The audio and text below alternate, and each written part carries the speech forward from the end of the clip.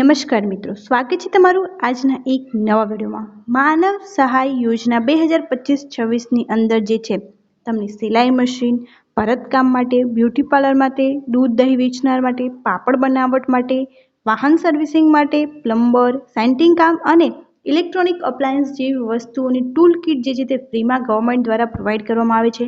તો શું છે માનવ કલ્યાણ યોજના, એના વિશે સંપૂર્ણ ચર્ચા આજના આ વિડીયો અંદર આપણે કરીશું। અને આવી તમામ માહિતી મેળવવા માટે ચેનલને જરૂરથી સબસ્ક્રાઇબ કરીને રાખો, જેથી સૌથી પહેલી અપડેટ તમને મળી રહે।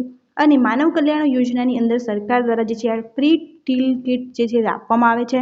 તો અંદર ફોર્મની પ્રોસેસ શું રહેશે, આની ઓફિશિયલ વેબસાઇટ શું છે, એની સંપૂર્ણ ચર્ચા આજે વિડીયોમાં કરવાના છીએ।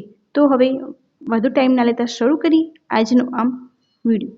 માનવ કલ્યાણ યોજનાનું જે નામ છે તેનું નામ છે માનવ કલ્યાણ યોજના। ત્યારબાદ યોજનાની પાત્રતા શું રહેશે, તો આની યોજનાનો લાભ કોને કોને મળવા પાત્ર રહેશે, તો ઉંમર જે છે એ 18 વર્ષથી 60 વર્ષના હોય તમામને આનો લાભ મેળવવામાં આવે છે। મીન્સ 18 વર્ષથી 60 વર્ષ વચ્ચે કોઈની તો હશે જ ઉંમર તમારા ઘરની અંદર, તો ચોક્કસપણે જે છે આ વિડીયો તમારી માટે જ છે। તો લાસ્ટ સુધી ડિટેલમાં જરૂરથી જોજો, જેથી તમે એક્ઝેક્ટલી જે છે તે આ સ્કીમનો બેનિફિટ લઈ શકો। ત્યારબાદ છે કે ગ્રામ્ય વિસ્તારના વિદ્યાર્થીઓ માટે જિલ્લા ગ્રામ્ય વિકાસ વિભાગની ગરીબ રેખાની યાદીમાં સમાવેશ થયેલ હોવા ફરજિયાત છે। મીન્સ તમે ગરીબી રેખાની યાદીમાં આવતા હોવા જોઈએ તો તમને આનો લાભ મળવાપાત્ર રહેશે। 0 થી 16નો સ્કોર ધરાવતા લાભાર્થીઓને આવકનો દાખલો રજૂ કરવાનો રહેતો નથી। જેમને 0 થી 16નો સ્કોર હોય ગરીબી રેખાની અંદર, એમને કોઈ પણ આવકનો દાખલો જે છે તે રજૂ કરવાનો રહેશે નહીં। ત્યારબાદ અરજદારના કુટુંબની વાર્ષિક આવક 6 લાખ સુધી હોવી જોઈએ। તમારા ફેમિલી ઇન્કમ 6 લાખ કરતાં ઓછી હશે તો ચોક્કસપણે તમને જે છે તે આ સ્કીમનો લાભ મળવાપાત્ર રહેશે। અંગેના તાલુકો મામલતદાર અથવા નગરપાલિકાના ચીફ ઓફિસર અથવા મહાનગરપાલિકાના અધિકૃત અધિકારીનો આવકનો દાખલો રજૂ કરવાનો રહેશે। મીન્સ તમારે આવકનો દાખલો જે છે તે આની અંદર રજૂ કરવાનો રહેશે, કેમ કે આ ગરીબી રેખાથી નીચે આવતાને જ આપવામાં આવે છે। માનવ કલ્યાણ યોજનાના અરજદાર માટે માર્ગદર્શિકા જે છે તે અહીં આપવામાં આવી છે। તમારે પ્રોસેસ કઈ રીતે કરવાની રહેશે, એની ઓફિશિયલ વેબસાઇટ કઈ છે, એની બધી ઇન્ફોર્મેશન અહીં આપવામાં આવેલી છે કે આ અરજી ઈ-કુટીર પોર્ટલ જે છે ekuti.gujarat.government.in પર ઓનલાઈન જ કરવાની રહેશે। તમારે આના માટે જે છે તે ઓનલાઈન અરજી જ કરવાની રહેશે। આપ સરકારશ્રી તારીખ 1/7/2024ના ઠરાવ લિંક અન્વયે ટ્રેડમાં અરજી કરી શકશો। આની અંદર ઠરાવ આપવામાં આવ્યો છે કે આ તારીખથી જે છે આ યોજના શરૂ કરવામાં આવી છે, જેથી એનું નામ છે 1/7/2024નો ઠરાવ કહેવામાં આવી રહ્યો છે। આપના ગામના વીસી દ્વારા પણ આપને અરજી ઓનલાઈન વિના મૂલ્યે ભરી આપવામાં આવશે। જે વીસી હોય તમારા ગામનો, એ પણ તમને ફ્રીમાં અરજી ભરી આપશે। આપે ઓનલાઈન અરજી કરતી વખતે જરૂરી તમામ ડોક્યુમેન્ટ ઓનલાઈન જ અપલોડ કરવાના રહેશે। મીન્સ તમારે ક્યાંય પણ ડોક્યુમેન્ટ સબમિટ કરવા નહીં જવાનું રહે, તમારે ઓનલાઈન જ છે તમારા ડોક્યુમેન્ટ સબમિટ કરવાના રહેશે। આપે અરજી કરતી વખતે ઈ શ્રમ કાર્ડ નંબર અને ડોક્યુમેન્ટ અપલોડ કરવાનું રહેશે। જો ઈ શ્રમ કાર્ડ ન હોય તો ઓનલાઈન ફોર્મમાં આપેલ લિંક ઓપન કરી ઈ શ્રમ કાર્ડ મેળવી તેની વિગતો અપલોડ કરી અરજી સબમિટ કરવાની રહેશે। મીન્સ તમારી જોડે ઈ શ્રમ કાર્ડ હોવું અંદર ફરજિયાત છે। જો તમારી જોડે ઈ શ્રમ કાર્ડ ના હોય તો તમારે સૌથી પહેલાં ઈ શ્રમ કાર્ડ નીકાળવું પડશે, અને ત્યારબાદ જે છે એ તમે અંદર ફોર્મ જે છે તે ફિલ કરી શકો છો। જ્યારે તમે ફોર્મ ફિલ કરશો ત્યારે પણ તમને ત્યાં ઓપ્શન જોવા મળી જશે કે ઈ શ્રમ કાર્ડ અહીંયાથી તમે મેળવી શકો છો। ત્યારબાદ આપે પોર્ટલ પર જાતિ પસંદ કરવાની રહેશે અને તેનું પ્રમાણપત્ર અપલોડ કરવાનું રહેશે। વધુમાં અનુસૂચિત જાતિ પૈકી અતિ પછાત વર્ગની 12 જાતિઓ માટે તેમજ સામાજિક અને શૈક્ષણિક પછાત વર્ગ પૈકી અતિ પછાત તેમજ વિચલિત અને વિમુખ જાતિઓ માટે કોઈ આવક મર્યાદા લાગુ પડશે નહીં। તો આમના માટે કોઈ આવક મર્યાદા નથી, તમારી કેટલી પણ આવક હોય તમે અંદર અપ્લાય કરી શકો છો। તેમજ આ જાતિ ધરાવતા અરજદારે માત્ર જાતિનું પ્રમાણપત્ર અપલોડ કરવાનું રહેશે અને તેઓને આવકનો દાખલો રજૂ કરવાનો રહેશે નહીં।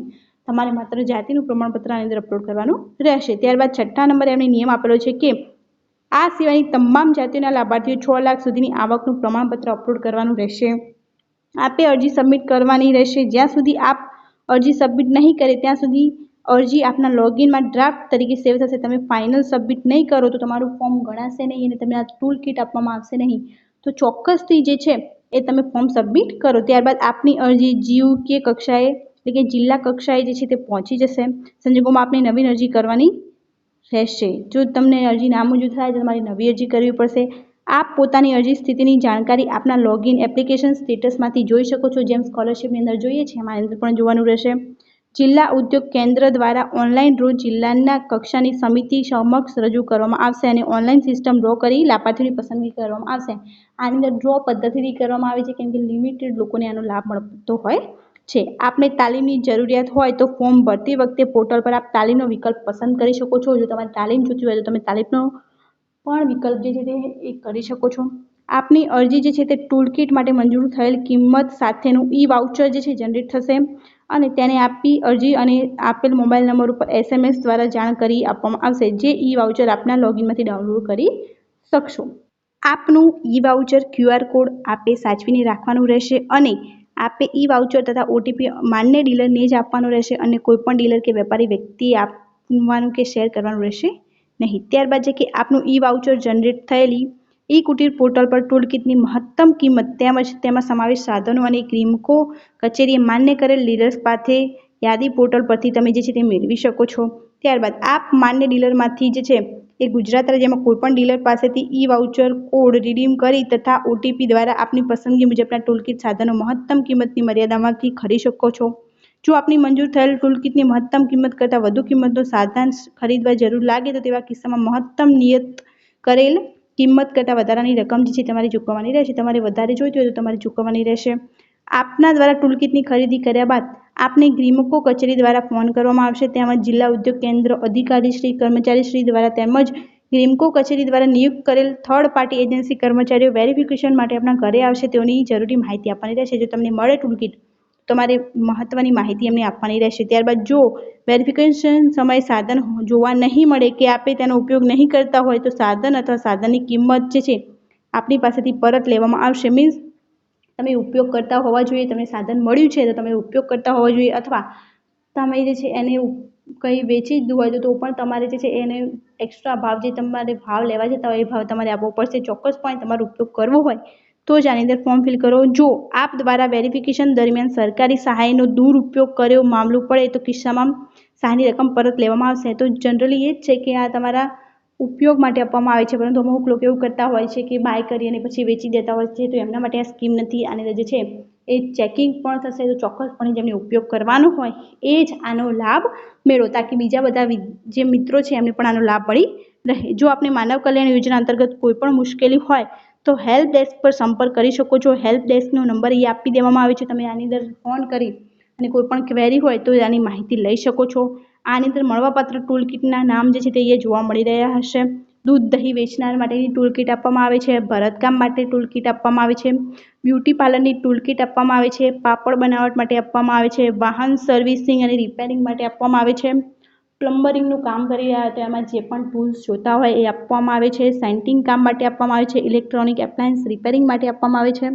પરંતુ અત્યારે જે છે ફોર્મ ફિલ કરવાના બંધ છે. હજુ 2025ની અંદર જે છે ચોથા મહિના સુધી ફોર્મ ફિલ થતા હતા, પરંતુ હજુ ફરીથી આ ચાલુ નથી થયા. જ્યારે પણ આ ફોર્મ ફિલ કરવાનું ફરીથી ચાલુ થશે તો એની સૌથી પ્રથમ માહિતી તમને મળી રહેશે. પરંતુ આપણે આ ઓવરઓલ સ્કીમની વાત કરી છે કે તમારે કઈ રીતે અપ્લાય કરવું, શું શું ડોક્યુમેન્ટ જોશે અને તમે આનો લાભ કઈ રીતે જે છે તે લઈ શકો છો. તો ચોક્કસપણે ચેનલને સબસ્ક્રાઇબ કરી દો જેથી જે બી પણ અપડેટ આવશે એની તમામ માહિતી તમને મળી રહેશે.